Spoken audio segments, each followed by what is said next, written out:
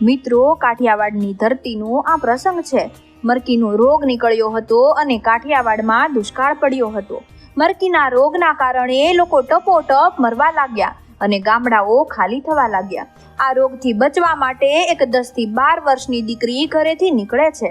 સાહેબ, મરકીનો એવો કહેર છે કે માણસને બાળવા માટે બળતણ પણ નહોતા મળતા.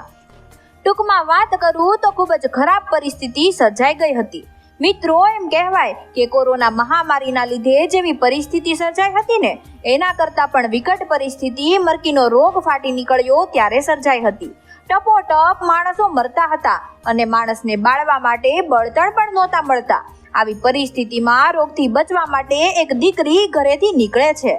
આ દીકરીને એમ થાય છે કે ક્યાં જાવ અને શું કરું, પણ મનમાં વિચાર આવ્યો કે મારા મામાના ઘરે જતી રહું. આ દીકરી પોતાના મામાના ઘરે જવા માટે નીકળે છે.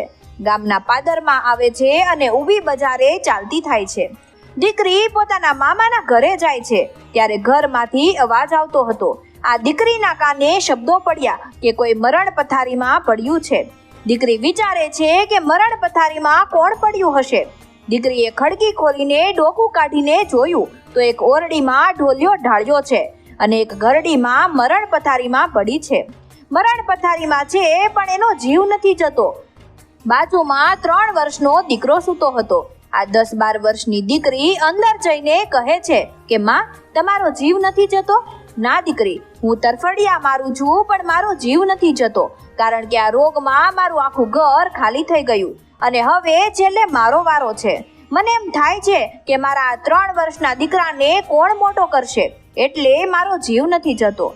બેટા, હું મરણ પથારીમાં સૂતી છું પણ મારો જીવ નથી જતો. સાહેબ, આ સત્ય ઘટનાનો પ્રસંગ છે એટલે ખાસ સાંભળજો હો. સૌરાષ્ટ્રની 12 વર્ષની દીકરી આ માજીને કહે છે કે માં, એક કામ કરો, તમારા દીકરાને મારી સાથે વચને પરણાવી દો. હું ધણી તરીકે એને ઉછેરીને મોટો કરીશ. શું કહ્યું આ દીકરીએ કે તમારા દીકરાને મારી સાથે વચનથી પરણાવી દો, હું ધણી તરીકે એને ઉછેરીને મોટો કરીશ. સાહેબ, તે દિવસે એમ કહેવાય કે આ 10-12 વર્ષની દીકરી, સૌરાષ્ટ્રની દીકરી, એક માજીના વચન ખાતે 2.5 વર્ષના દીકરા સાથે પરણી ગઈ હતી. વિચાર તો કરો સાહેબ કે આ દીકરી કેટલી સમજદાર હશે. ટૂંકમાં વાત કરું તો આ દીકરી માજીના દીકરા સાથે વચનથી પરણી ગઈ. માજીને દીકરાની જે ચિંતા હતી એ દૂર થઈ ગઈ અને તરત જ એ માજીનો જીવ જતો રહ્યો. સૌરાષ્ટ્રની આ 10 વર્ષની દીકરીએ આ 2.5 થી 3 વર્ષના દીકરાને પોતાનો ધણી માની લીધો. સાહેબ, એમ કહેવાય કે આ દીકરી 2.5 વર્ષના ધણીને કાખમાં તેડીને ગામના પાદરમાં પાણી ભરવા જાય, છાણનો સૂંડલો નાખવા જાય છે. આ દીકરી વચનના માનેલા 2.5 વર્ષના ધણીને કાખમાં તેડીને બહાર નીકળે ને ત્યારે ગામના જુવાનિયાઓ કહે છે કે ગોરી, તને પાટણની ચૂંદડી મંગાવી દઉં, તને ઝાંઝરી મંગાવી દઉં. સાહેબ, ત્યારે આ દીકરી કહે છે કે મારી ચૂંદડીનો ઓરનારો નટવર નાનો મારી કેડમાં રમે છે, મારી ઝાંઝરી ઓરનારો નટવર નાનો મારી કેડમાં રમે છે. આ દીકરી કહે છે કે અરે, મારો ધણી નાનો છે એટલે તમે બધા આજે મને આવું બોલી શકો છો, બાકી કોઈની હિંમત નથી કે મારી સામે એક શબ્દ પણ બોલી શકે.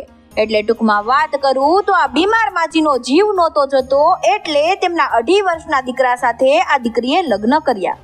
આ 12 વર્ષની સૌરાષ્ટ્રની દીકરીએ પોતાના 2.5 વર્ષના વચનના માનેલા ધણીને કાખમાં તેડીને મોટો કર્યો. સાહેબ, આવી ઘટનાઓ તો માત્ર આપણા સૌરાષ્ટ્રની ધરતી પર જ બની શકે. તો મિત્રો, વિડીયો વિશેનો તમારો અભિપ્રાય કોમેન્ટમાં જણાવો અને તમને અમારો વિડીયો પસંદ આવ્યો હોય તો વિડીયોને લાઈક કરો અને વધુમાં વધુ શેર કરો. ધન્યવાદ.